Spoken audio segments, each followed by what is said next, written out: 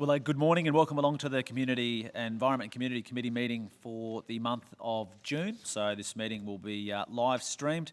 So I'd like to thank those in the room with us today and acknowledge everyone who's watching via Council's social media channels. So I said welcome along to the meeting for June. I'd like to welcome the Mayor, Councillor Paul Antonio, Deputy Mayor, Councillor McDonald, fellow councillors, CEO Brian Pidgeon, the General Manager of Environment and Community, Nick Hauser, and the millions in the back foyer, tens, via social distancing. Welcome them to our meeting. I'd like to open the meeting by acknowledging the Aboriginal parties whose songlines traverse these lands we meet on today, the Western Waka Waka, Guyabal and Jarrawa people, and pay respects to their elders past, present and emerging.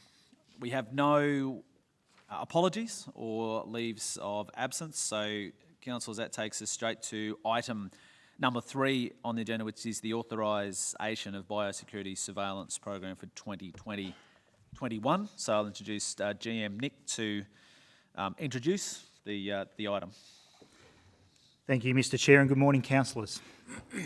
Councillors, the biosecurity surveillance program is an obligation that council has under the Biosecurity Act 2014 to undertake.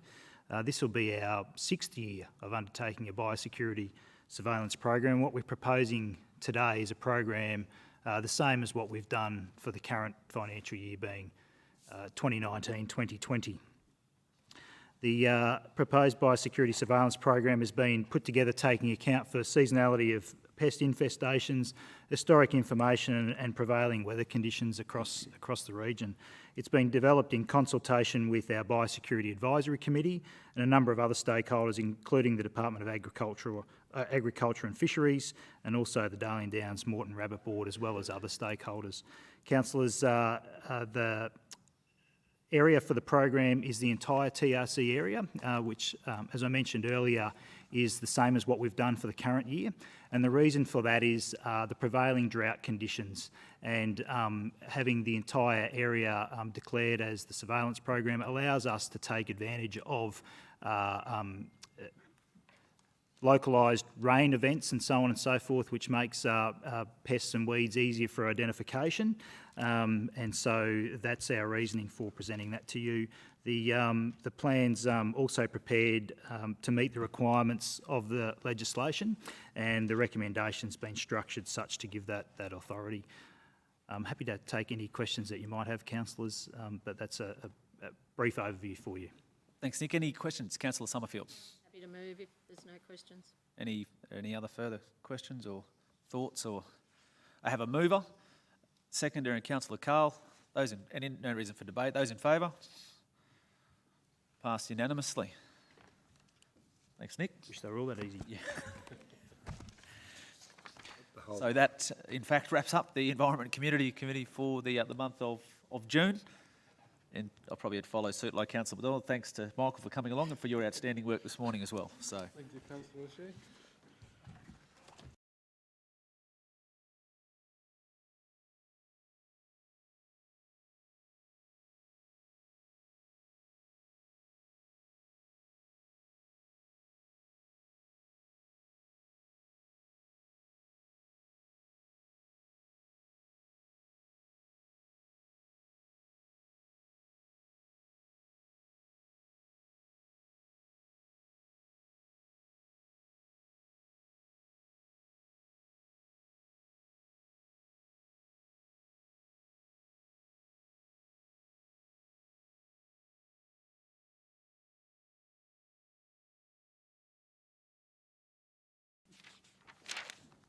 Mate, don't go west. Good morning, councillors. Acknowledge Mayor, Councillor Paul Antonio, other councillors, CEO Brian, our Acting General Manager, Finance and Business Strategy, Anne-Marie Ryan, General Manager of Service Delivery and Sustainability, Ron, who'll be presenting the second item today, members of the gallery, including the media, and all of those thousands watching online. Thank you for your attendance today. Can I begin by acknowledging the Aboriginal parties whose songlines traverse these lands we meet on today, the Western Waka Waka, Guyabal and Jarrawa peoples, and pay respects to the elders past, present and emerging. We are all in attendance today, councillors, so thank you for that. Therefore, there are no apologies. And quite a change from last month's committee with 2 items today. Having said that, though, for those watching online, this area and councillors have been very studious in putting together the budget for 2020-2021 over the last few weeks, and well, in fact, going right back to October last year, truth be told, but continuing on in earnest the last few weeks. And 10:30 next Monday, the 15th of June, I'd encourage you to tune in for the special meeting with the budget adoption taking place at that time. With those few words, we'll move to item 3, councillors, which is the council representation on external industry bodies, community organisations and advisory committees. The author of this report is Grant Wilson. However, Acting General Manager Anne-Marie Ryan is here. If there are any questions in regard to this, did you want to make any comments, Anne-Marie? So, councillors, I note that email from Councillor Carol Taylor yesterday afternoon, and put forward to councillors 3 alterations or 3 opportunities for councillors to nominate someone to be on the Spring Bluff Trust, as I understand it, the Biosecurity Advisory Committee and the Darling Downs Rabbit Board. So if we can deal with those separately, and then we'll vote on the motion once that's in. So these are on the separate attachments. So for Spring Bluff, we have 3 councillors already on that trust, those being Councillor O'Shea, Councillor O'Hara-Sullivan, Councillor Shine, and there is space for 1 more. So to have a nomination, Councillor O'Shea, you'd like to nominate someone? Yes, please. Thank you, Mr. Chair. With where this particular, obviously, advisory committee sits, I would like to nominate Councillor Tim McMahon, obviously, as the head of Parks and Gardens, which I think probably does have some sense in it, of course, knowing the consideration of what Spring Bluff is. Perfect fit. Second it. Happy to second that. Well, these are really, thank you. Happy to second that. Those in favour of Councillor McMahon? Carried unanimously, thank you. The second will be okay, Wendy? The second is the biosecurity. From memory, we have Councillor Summerfield on the Biosecurity Advisory Committee. So there is 1 more space for the biosecurity. Councillor O'Shea? Right for me to make a nomination? Yes. Again, same reasons I outlined before, where it sits within the Parks and Gardens. I think Councillor McMahon's already on it, sorry. Councillor McMahon is already on it, so... If you want. Councillor McMahon, would you like to make a nomination? Yeah, just because of the community environment portfolio, if I could in fact nominate Councillor O'Shea to be on that. I think Nancy and myself are already on it. Councillor That's right. and myself. So happy to nominate Councillor O'Shea. Okay, someone second? Second Councillor O'Shea, seconded by Councillor Summerfield. Those in favour? Carried unanimously. And the last one to deal with or attend to is the Darling Downs Rabbit Board, of which we had 1 representative, so there is 1 vacancy now for the Darling Downs Rabbit Board. Councillor O'Shea? Thanks, Chair. Nominate Councillor Tim McMahon again for where this particular advisory committee sits within the structure of environment community. Thank you. A seconder? I'll second that, thank you. Seconded by... Just a comment, I spoke with a councillor from Lockyer, it takes effect from August. From August? Yes. Okay, thank you. So perhaps Councillor McMahon, if you've got literature that you could pass on. I have nothing. I've just spoken to a member of the board. Okay, right. Well, no doubt that'll be made contact through there. So, seconded by Councillor Carol Taylor. Those in favour? Carried unanimously. So that should then fill those positions. So thank you for that, councillors. We now have the motion before you then, councillors. Sorry, Councillor Summerfield. Councillor Antonio. There just are other organisations that are in fact active as advocacy groups, and I speak specifically of the Water Futures Group, which consists of Tenterfield Shire, the Lockyer Shire, Lockyer Regional Council, the Western Downs Regional Council, Southern Downs Regional Council and TRC. That is a rather loose group. It hasn't got any formal arrangements, except that we do meet and talk about water. And I think that there's a possibility that that'll be ramped up in the coming 12 months or so, given the research that's been done historically into future water for this area. It's probably thinking about the situation in 20 or 30 years' time. It was where the concept came to actually start talking about a water grid and begin to work with the northern rivers of New South Wales, and that's why Tenterfield's involved. They're keen to see that happen. So, I just wouldn't mind a mention of that being there as well. Whilst it's a lightweight organisation at this stage, it could well have a major role to play in 10 or 15 years' time. So, Mr Mayor, perhaps if that's in attachment 1 of 2, where it talks about industry bodies and community organisations, a summary of, a summary of who those groups are as a mention of that group. To add it on. To add it on. Yeah, I just think it ought to be recognised.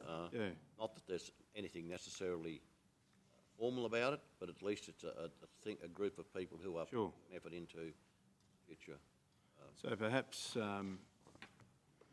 between now and next week we get the correct wording for it, Mr Mayor, if you could work through that and perhaps we get it through to the CEO to add to that attachment 1. Okay. You comfortable with that, CEO? Yep. Thanks, Mr Mayor. Councillor Summerfield? Yeah, thank you. I'm seeking support for either myself or another female councillor, but preferably myself, to go on the Public Art Reference Group for Carnival Lane. We have 2 gentlemen on there, and I think it'd be nice to have a female influence in there as well. That's okay? Well, I think, how about we just have a motion to include Councillor Summerfield on that Public Art Reference Group. Someone happy to move? Moved by Councillor Carl, seconded by Councillor McMahon. Those in favour? Sorry, Councillor Carroll. Oh, doesn't matter. My view, Mr Chair, is that You maybe should have opened it to see who was interested. maybe you bring 2 ladies in there. Well, On we're the Russell Street. happy to do that as well if we feel that there needs to be 4 on there. Okay, we've got a mover and a seconder at the moment, so we'll go to questions. How about we do that for starters? Councillor Von Hoff? Thanks, Mr Chair. I support Councillor Summerfield, and I also would like to nominate Councillor Taylor also to be on that group. Sure. No problems with that. Is councillors comfortable with 4? That means we'll have 4 on the Public Art Reference Group for Carnival Lane. No problems with that. You have as many as you like, really. Keep in mind, it all comes back to council for a decision as well. Councillor Carroll, would you be comfortable to I would, thank accept you. that? Terrific. very much. Okay, so we'll add Councillor Carol Taylor to the motion. If you're happy with that, Councillor Summerfield, you're happy with that, Bill, as the mover of the mover, and Councillor McMahon. So if Councillor Summerfield, you'd like to be on there as well, Councillor Sean. Well, I'd like to be, but I won't. Well, you will be. Eventually, you will be. Just a clarification, though, is it the Public Art Reference Group for all of these, the Carnival Lane, the Highfields Library, the Russell Streetscape, or just... Oh, they're treated as separate public art reference groups. So Carnival Lane was the one Councillor Summerfield raised as one. If you think that we should extend it to the others, then I'm happy to test the room. But at the moment, we've got a motion for Carnival Lane of Councillor Summerfield, Councillor Carol Taylor to be included in the Public Art Reference Group for Carnival Lane. Mover and second, are happy with that? Sorry, Mr Chair, Debate? sorry, can I just make a comment?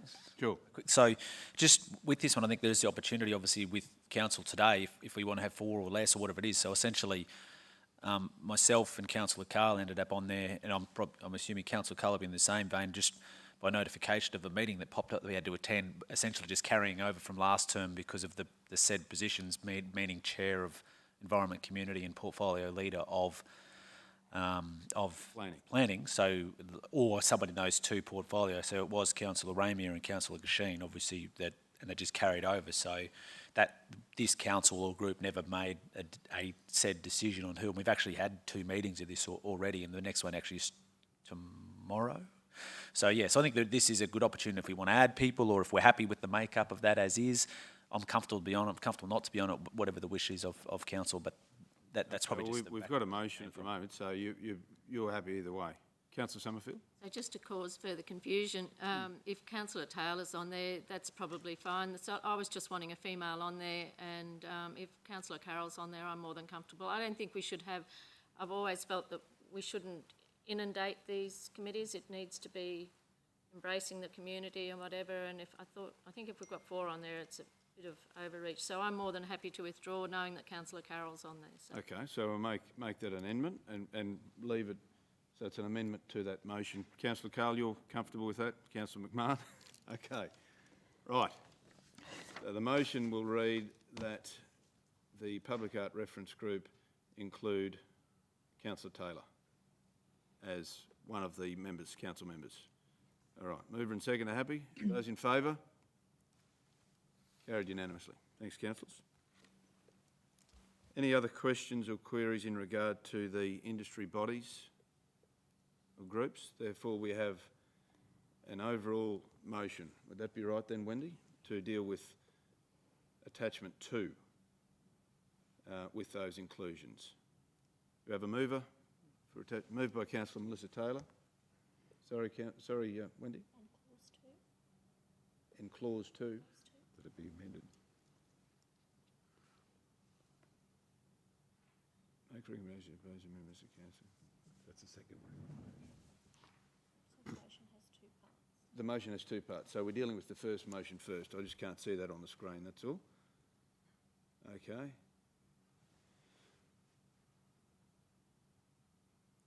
The representation listed in advisory B and Public Art Reference Group. It's the following amendments, that's fine. So, and then you want to do it in 2 parts. The Public Art Reference Group is the second part. No, number 2 underneath the bottom. Well, can I get number 2 underneath the bottom there somewhere? 2, there it is. Either terms of reference. Okay, so the first, well, the recommendations 1 and 2 though. Oh, that's fine. Well, that's what we've done. Councillor Melissa Taylor moved. Councillor O'Shea second. Those in favour? Carried unanimously. Thank you, councillors. We got there. Okay, item number 4. Thanks, Acting GM Anne-Marie.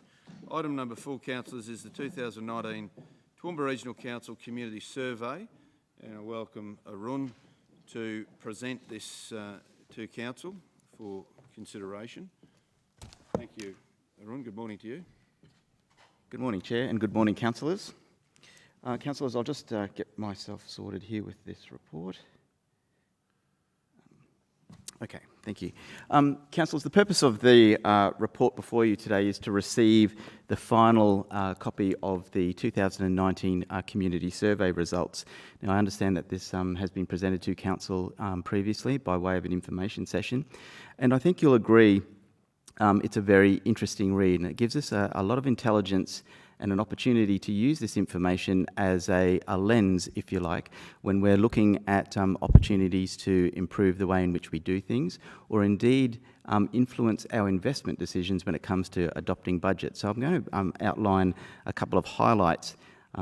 As I mentioned, I think it's a very interesting read. It's a lengthy read, and we could spend a lot of time digesting this information. But I'll just start with a couple of highlights first. First, you'd be aware 2017 was our first community survey, 2019 our second, and it's our intention to do this in 2021. So every 2 years to just keep track on how we're performing in the eyes of our community. So a couple of points to just start with. You'll see I'm on page 45 of 172 in board books, so I'm actually in the report itself.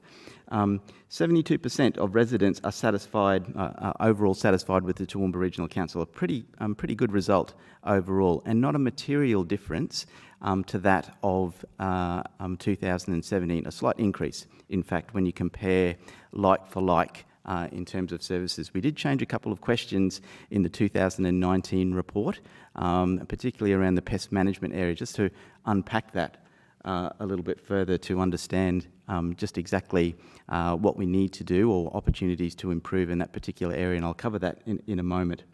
But as it says there, there's no statistically significant change since 2017. So we're just keeping track with our result, which we think is a positive one. And as you can also see there, that we are performing in line with the average comparable Queensland councils. Excuse me. A couple of key strengths and improvement, for example. 18 services and facilities have recorded a significant improvement since 2017. So that's very positive. And some of those facilities, some of those strengths are our facilities like libraries, parks, open spaces and playgrounds, etc. Also included things like waste management and waste management centres, and also our regional heritage characteristics. So some pretty positive and pleasing results where that's concerned. However, there were some opportunities for improvement, particularly in the management of invasive species, plants and animals and things of that nature. And when we look at the summary a little later on, that one certainly a highlight.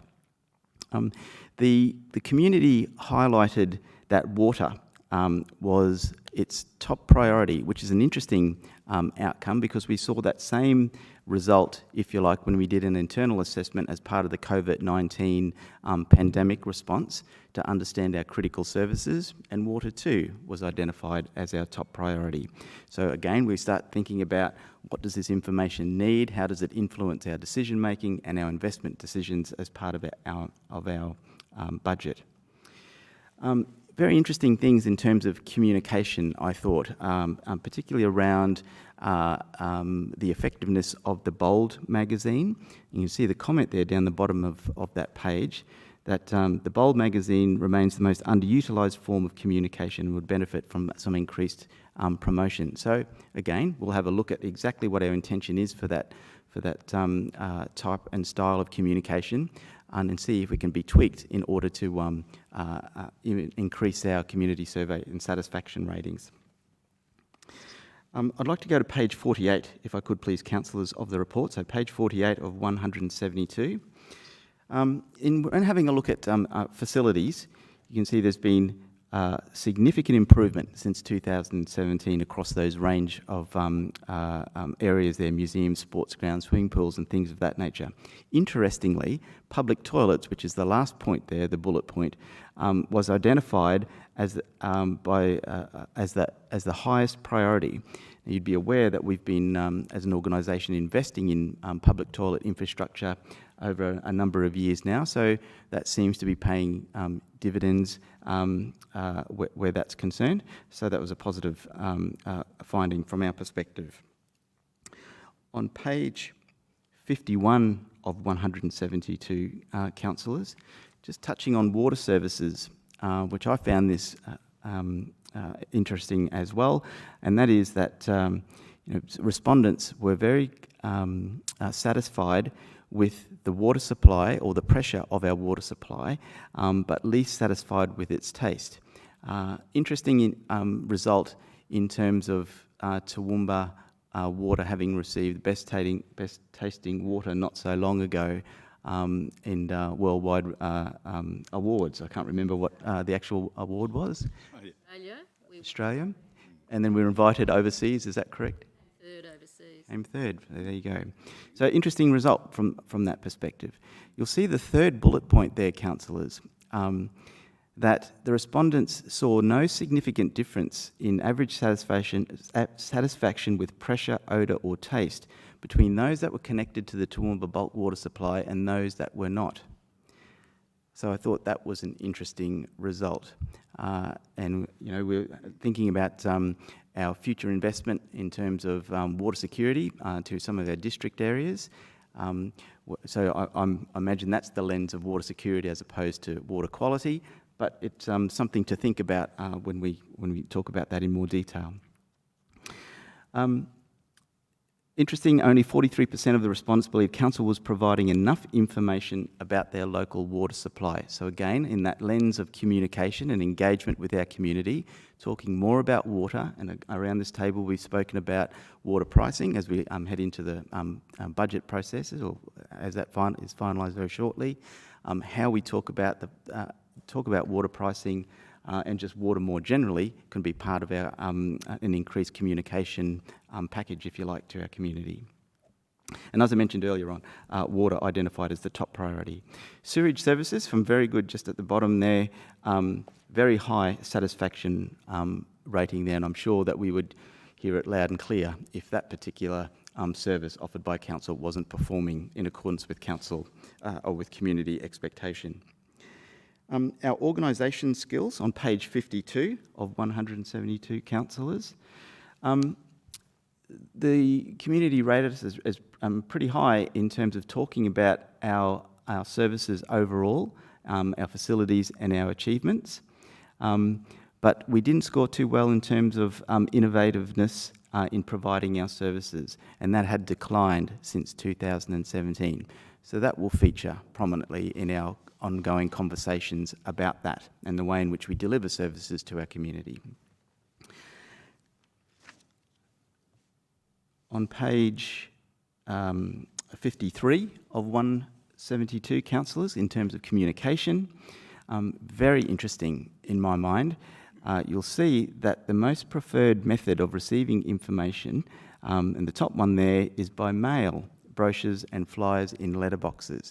Now, as you're aware, we've invested very heavily in things like Bold magazine, in the digital side of communication with our community, so website, electronic newsletters, things of that nature, pushing out information on phones and through SMS, things of that nature.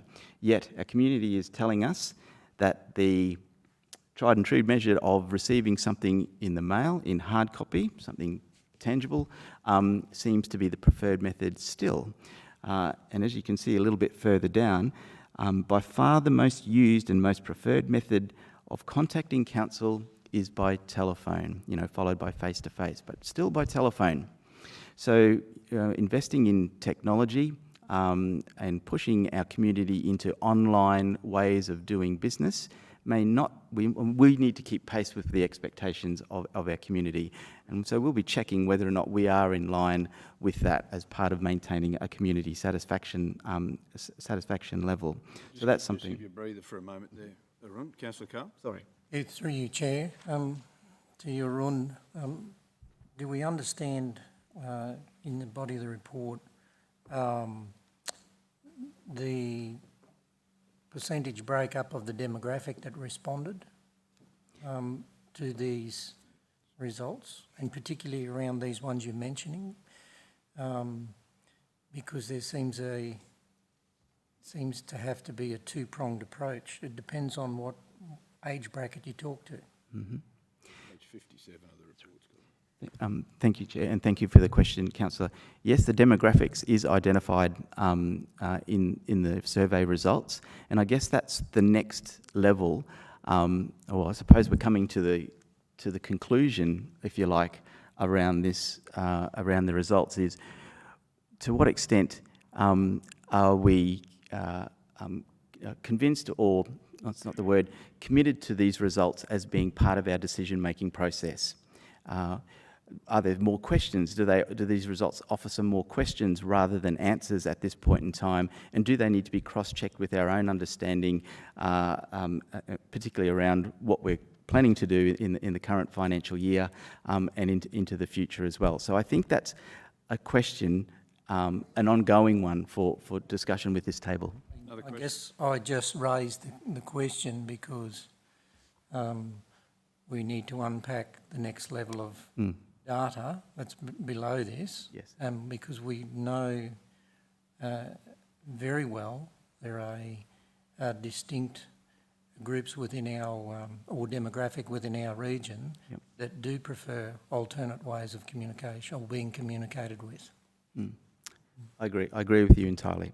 So I guess this is the purpose of today's report, is to receive the report in the first instance, and the most important thing is what we then do with it and how does it feature as part of a reference document for how this organisation progresses.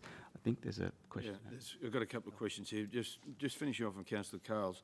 On page 57 of the report, Councillor Carl is the age, and then they have the weighting on it as well. Because I asked the same question. If you see the amount of respondents in the 65 plus compared to the 18 to 34-year-olds of what the ideal amount was compared to what the actual was, but then there's a weighting put on that, which then balances the view. So it's interesting how that's all tied up. Councillor Carl and Carol and Councillor Shine. Thank you, Mr. Chair.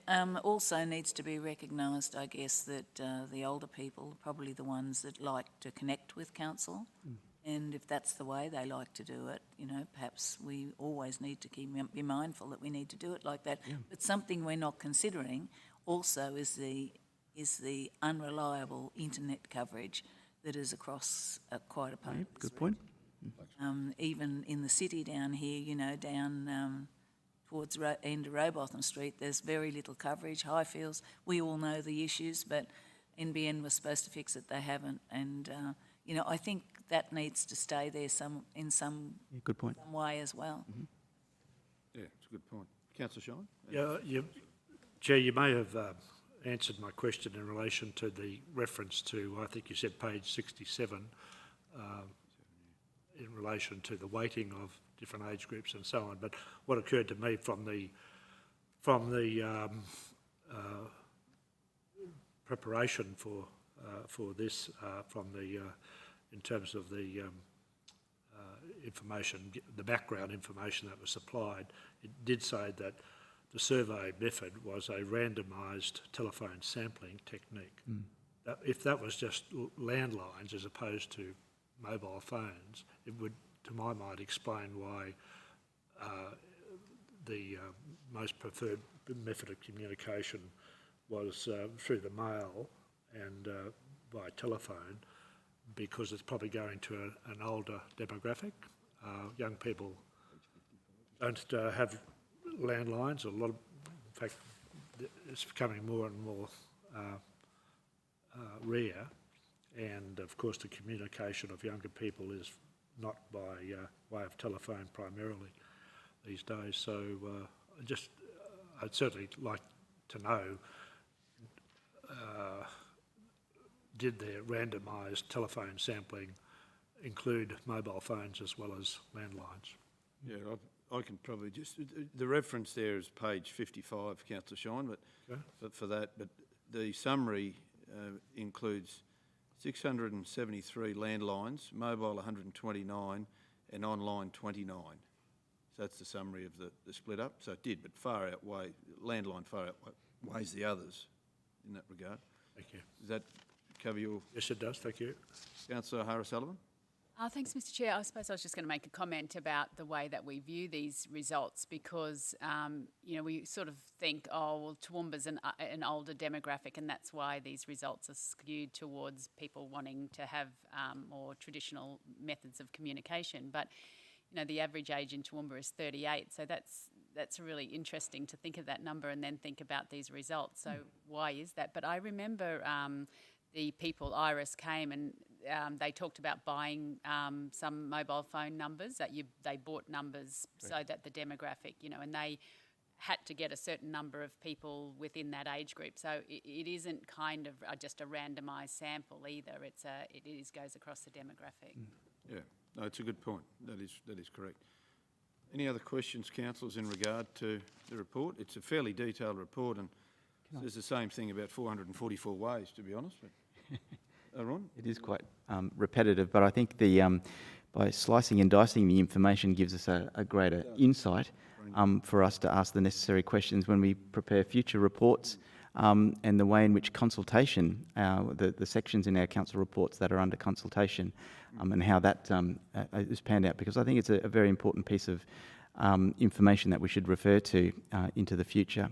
Councillors, can I just finish with probably page 93 of 172? Unless the chair would like to do that. No? The exact page I thought would be a good one to go to. Excellent.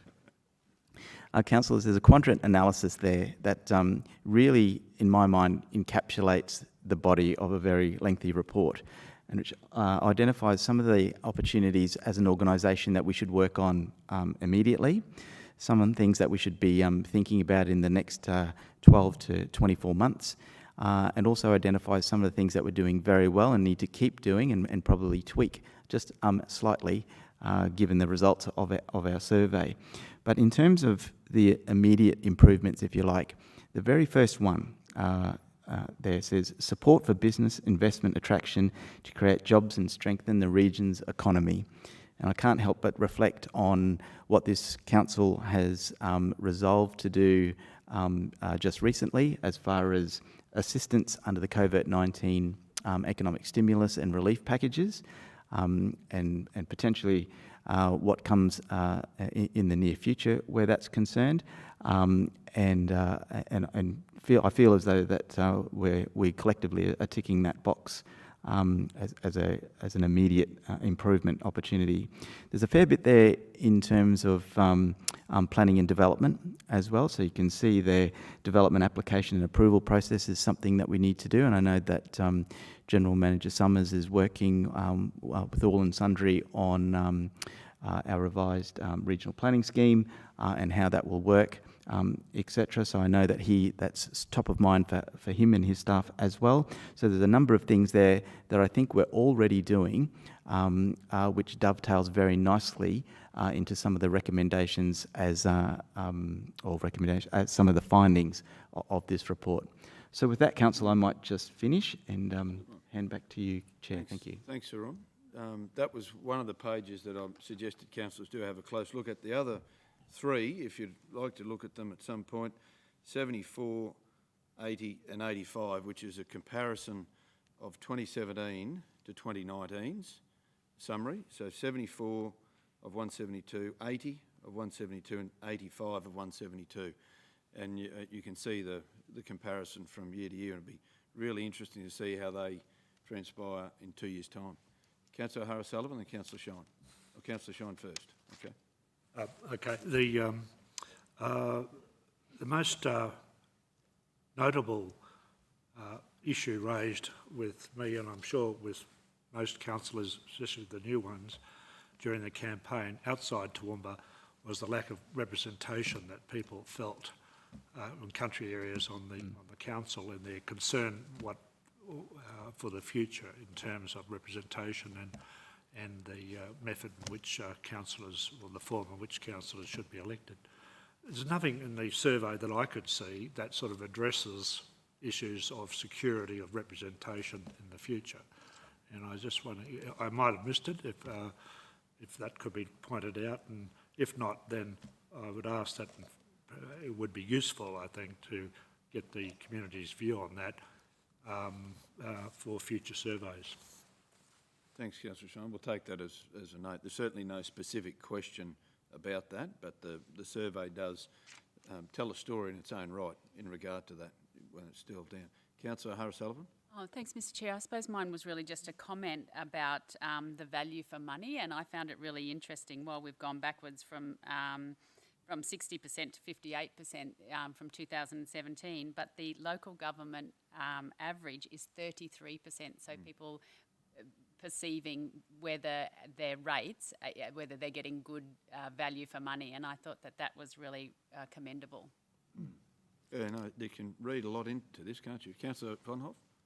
Thanks, Mr. Chair. Further to Councillor Shine's notes, yes, there isn't that specific question asked and answered, but on page 63 of the report, it does give information about the overall satisfaction with council, urban versus rural.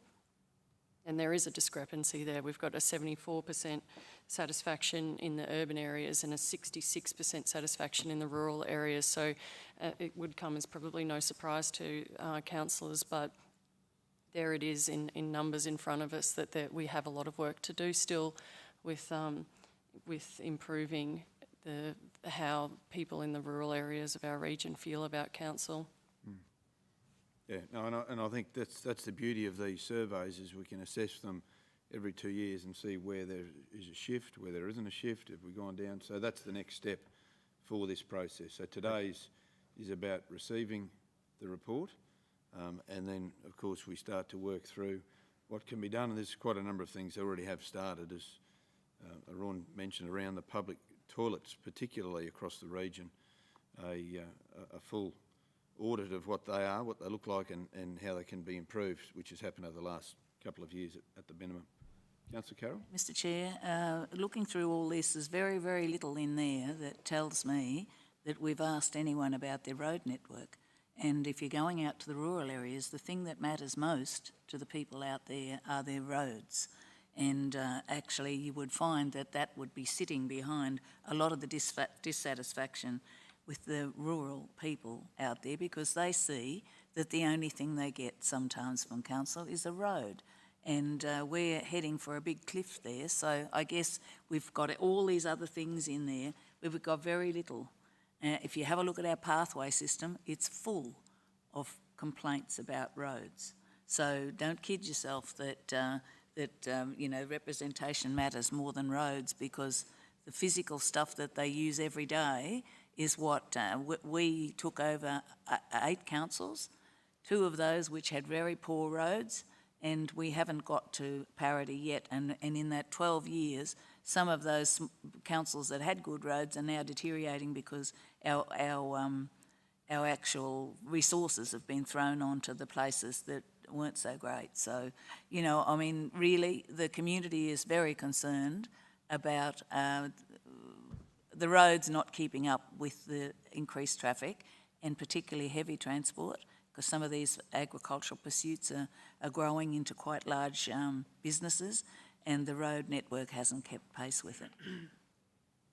Thanks, Councillor Taylor. We'll take that as a comment. Improvement in roads. I beg your pardon? There is an improvement. I was just trying to find that comment. Did you want to, just what page?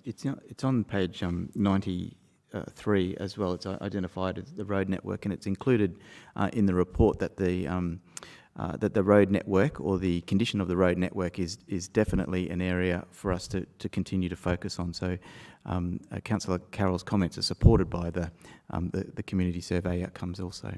Yeah, number 37, that's right. Okay. Oh, Councillor Carl? Yeah, Chair, may I suggest we, at a future point, we actually have a workshop-style session with the results of this survey to understand the level of detail. There's a number of questions raised in my mind about even the last topic about what defines urban and rural. Is it the old Toowoomba Statistical District? Is it because the reason I think this is a good survey. The next phase of this is how well we implement some of the information, or act on some of the information that the community's told us. So could I suggest that we have a workshop with this in the near future, when time permits, to understand that and talk about that with executive management about an implementation phase of some of the important issues, or how we might go about taking opportunity to act on this. Is that fair enough? Yeah, that's fair enough, and that's probably the way we'd head. In fact, Councillor Carling, that's the idea. I'm just trying to find the full page of exactly what you're talking about, where those urban and rural areas are, and there is a page in here. Yeah. There's quite a few pages actually, but and it's probably said a few times, but there was a really comprehensive list. It was a good one. It's in there somewhere. If I find it, I'll send you a message. I just think, because it's committee meeting today, it's probably not the right forum, but a more detailed discussion as a group on how we might take opportunities to How we use it. implement some of this. That's definitely the next phase of this. Very good. Okay. Councillor Kerry. Yeah, just one more point, if I could. Could I just comment that I agree with Councillor Taylor about the often raised issue of roadworks in country areas, but I note that on page 98, in terms of the satisfaction with services and facilities by overall satisfaction rating, if you look at condition of the road network, it's quite high, in fact 6.4 in the satisfied areas between 4 and 5. So that might all be in relation to the City of Toowoomba roads. I don't know, but there's no breakup between rural and city. Thanks, Councillor Sean.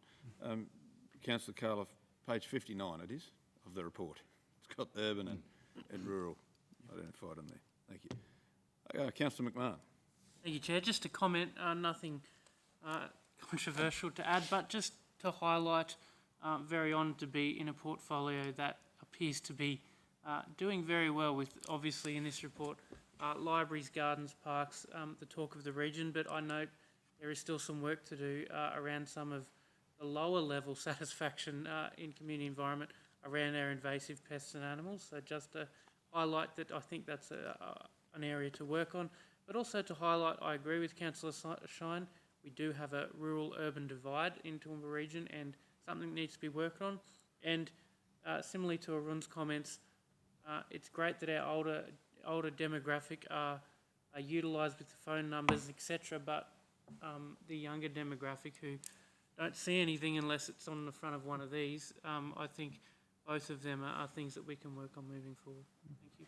Good, Councillor McMahon. Thank you. Any other comments or questions before we go to the vote? I just need to point out with Councillor, through you, Mr Chair, to Councillor Shine, that the condition of the road network doesn't score that highly, really. It's the traffic management on-road network that scores quite high. Okay. So I think that, you know, it's a good survey, but I'd appreciate having a workshop to go through that. Sure. Thank you. Councillors, the recommendation is there in two parts. Receive Toowoomba Regional Council Community Survey Report 2019 Attachment 1 and make the document accessible to the residents of the Toowoomba region, and 2, authorise the Chief Executive Officer to implement a communication strategy for informing the community and relevant stakeholders about the Toowoomba Regional Council Community Survey 2019 and its outcomes. There's a recommendation moved by Councillor O'Shea, seconded by Councillor Antonio. Those in favour? Motion's carried unanimously. Thank you, Arun. Thank you. That concludes the Finance and Business Strategy meeting for June. Thank you, Rowan. Thanks, Anne-Marie. Thank you, Wendy.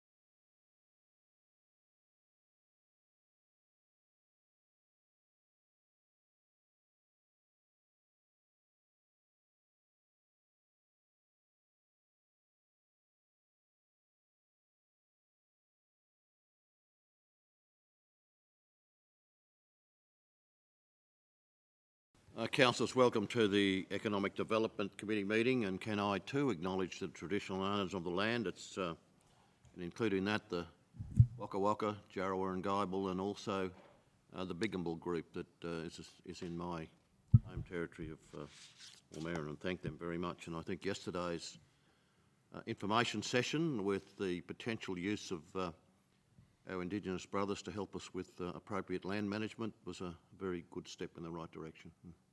Thank you very much for being part of that. There are no apologies. There are no matters to be declared, and no one would have anything to be declared at this point in time in respect to the content of this. We'll move to item 3, which is a temporary amendment to Council's Policy 2.37 for Community Economic Development Grant Program Guidelines, and the purpose of this meeting is to seek approval for temporary amendments to that policy. So I'll hand over to Seamus. He can take us through the detail. Thank you, Chair. Good morning, councillors. So as council would be aware, we have had the Community Economic Development Grant in place since 2018.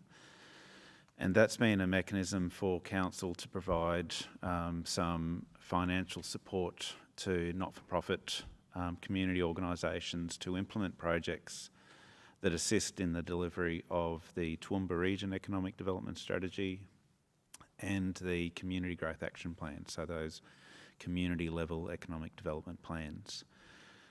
The uptake in the grant program has been quite good over those years. I think we're probably tracking at about 80% take-up of our funds, which is good, but still room for improvement.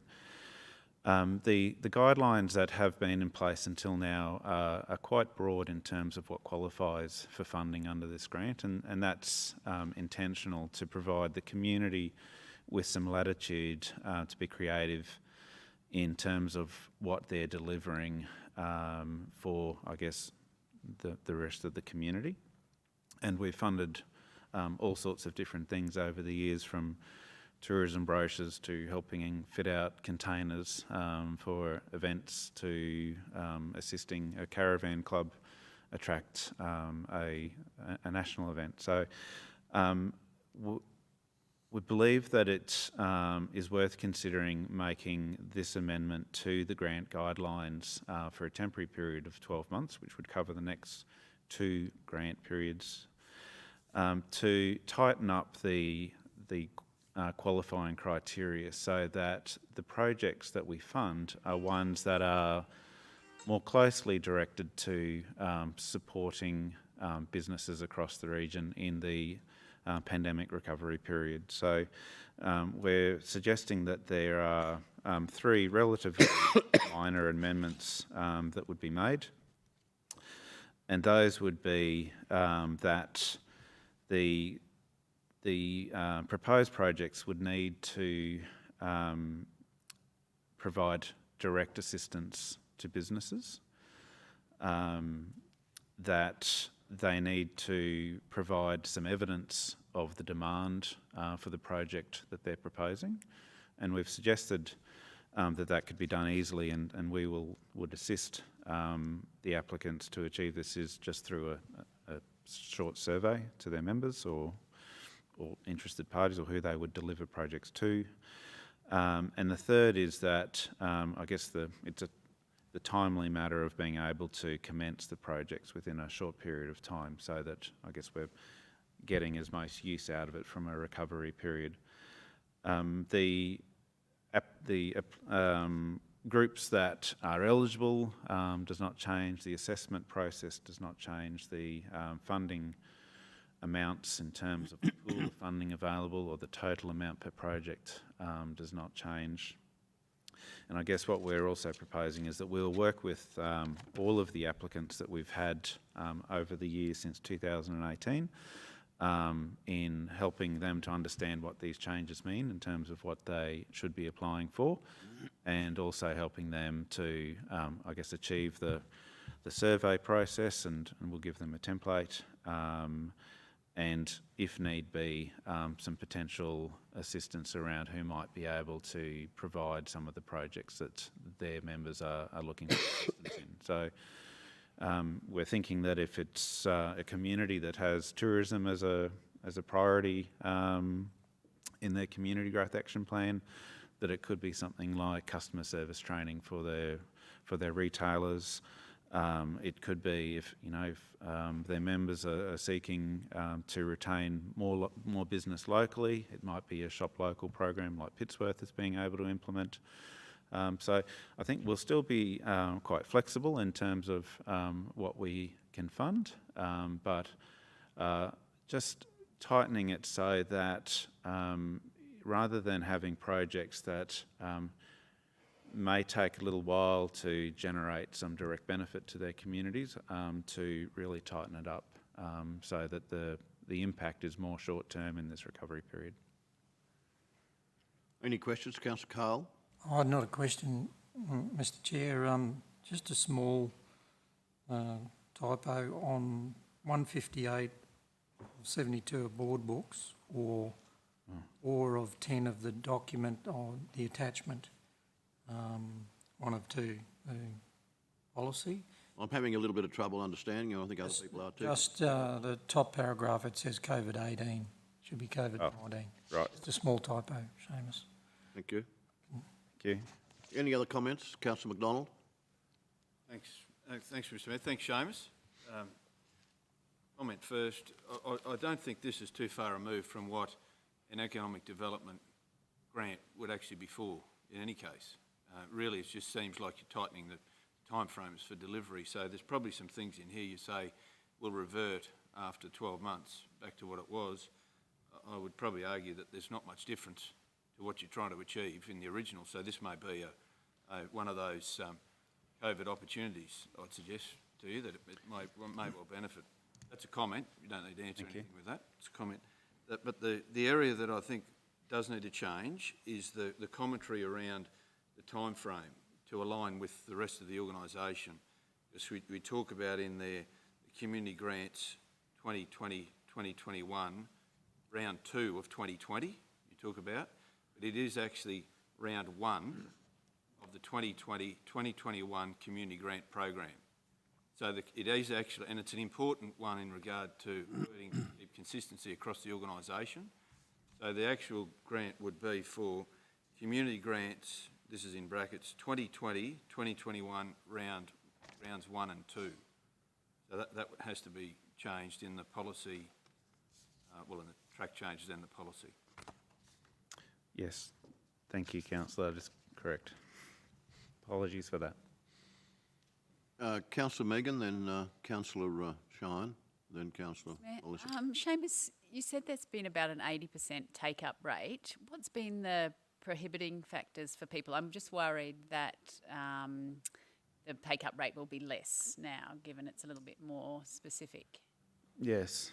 So I guess the traditional take-up rate has been around that 80%, and I think in terms of some of the community grants, that is kind of in line with a general level of take-up. Some of them are fully committed, and others not so much. So I guess it's a mixture of potentially awareness amongst the community on being able to apply for this. And I think that's increasing. We do information sessions with community groups to help them understand what our grant is and how it interacts with the rest of the grants available from council. And I guess the other one is that we do require for the applicants to have completed the project before they can apply for another one. So that is a bit of a limitation as well, because some of them have taken a little bit of time to implement themselves. So Yarraman, for example, took a while to do their Yarraman men carvings, and that pretty much ruled them out for a couple of rounds. They've been back since now, which is great, but yeah, I would say it's a mixture of awareness and the capacity of the groups to deliver the projects that they apply for in time to apply for the next round. Have a follow-up, Mr. Mayor? Yes. That sort of leads me to my next question, I suppose. Two things. One, what's the proportion of them that have been in the regions, that have been taken up in the regions? I'm not sure whether you'd know that offhand. And also, given that it's because people don't really know about it, and are the community development officers, are they sort of equipped or resourced to be able to help people with their applications, I guess? So I guess the community development officers would be encouraged to refer any inquiries on to Tony Bowman, our community economic development officer, who works with them very closely. Sorry, in terms of your first question about the regional, yes, yeah. I would say at least 2/3 of the applications would be from regional areas. So in the past, we have had applications from, say, the Toowoomba Chamber and Toowoomba Startup Group, Canvas Co-working, etc. But I would say the majority of them come from regional chambers of commerce and progress associations.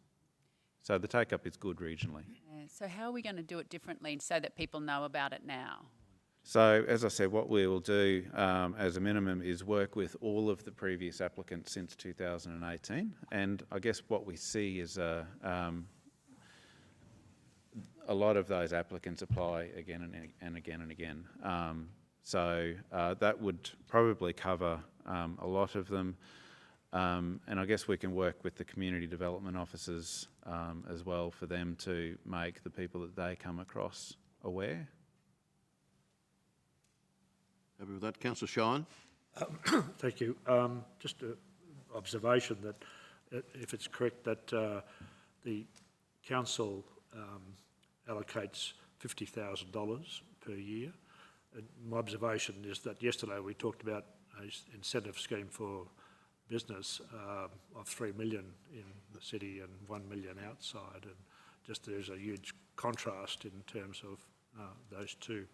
But my question is that bearing in mind, I think you said that the take-up is 80% on average over the last few years, but then you indicate that, and I think you gave an example of a group at Yarraman that having got their grant, that the inference was that they will have to wait a while before they get another grant, but yet the take-up is not 100%. So why would they have to?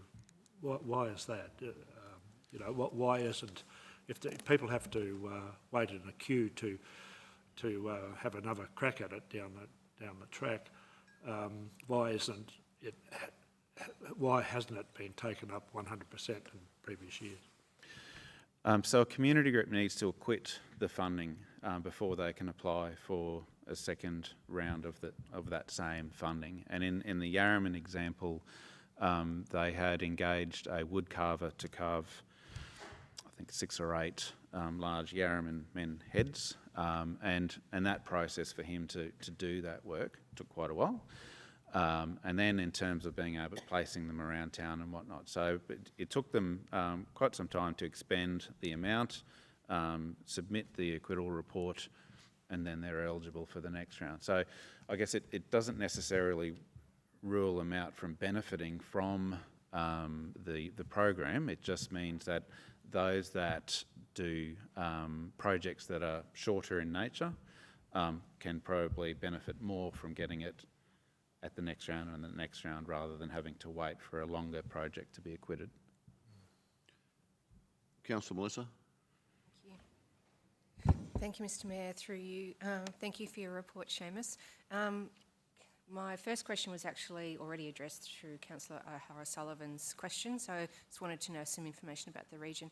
But my second question, if I may, can I just ask, and just for clarification and for my information, why P&Cs of schools have been excluded from this? Because I would have thought that some of the projects that they would have would satisfy conditions of the grant. So can you just explain that, please? So I think P&Cs and schools are exempt from all of our community grant programs. They're able to apply, so in this instance, if they can be auspiced by another group that does qualify, but I think that you'd find that P&Cs and schools are exempt from all of Council's community grants. It says so, doesn't it? Okay, thank you. Any further question there? No, I'd like to explore that a little bit further outside of here, if that's okay. Okay. Councillor McDonald, did you have your hand up before? Thanks, Mr Mayor. Yeah, through you to Seamus. One of the opportunities may well lie for our regional chambers of commerce or business groups. Yep. Right, around the changes we've made around for local procurement for council, and perhaps with the Acting General Manager of Finance and Business also in the room, we've had this similar discussion. So it might well be an opportunity to explain that by way of linking with those chambers and perhaps giving them the tools to do business with council, as we've done in the past successfully. And I'm sure that, putting words in Anne-Marie's mouth, but I'm sure that Finance and Business would assist in regard to that. So it could be a very good bang for buck, if you like, for those community groups to have put some sort of an event on, and aligns beautifully with what you're suggesting to help business and can be done quickly. And I'd suggest that the next couple of months would be a good time to do it. Thank you, Councillor. Any other questions? Any other discussion anyone wishes to have in respect to this matter? Yes, I think we might get Seamus just to say a little bit about the community growth action plans. Oh, okay. Yes, so for the councillors that may not be aware, we've assisted communities, so 6 communities of the larger regional communities, to develop what we call community growth action plans. And it was a process of engaging with those communities, and I guess more at the economic level than at the more broad community level, around what they saw as the economic opportunities in their own townships, and provided, I guess, a mechanism to prioritise what those projects might be, and a bit of a roadmap on how we collectively could work on trying to achieve those. So this grant, I guess, is a bit of a follow-on from those community growth action plans, in that we see this as being an enabler for the communities themselves to deliver some of the things that they identified in their community growth action plans. Quite a few of them can't be done with a budget of $5,000, but certainly our Community Economic Development Officer, Tony Bowman, does work with those communities to work on the priorities that they've identified that can't be addressed under this grant program.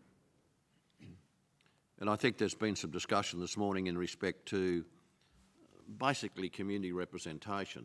Those little organisations in those communities, they're a fraction the size of the chambers that we deal with in Toowoomba, but they play a critical role in connecting with us in the, in the broader picture. I think they play a critical role, and I hope that when COVID's over, we can certainly get out there and talk to some of those people about their dreams and their visions for their community, because they're out there and they have it.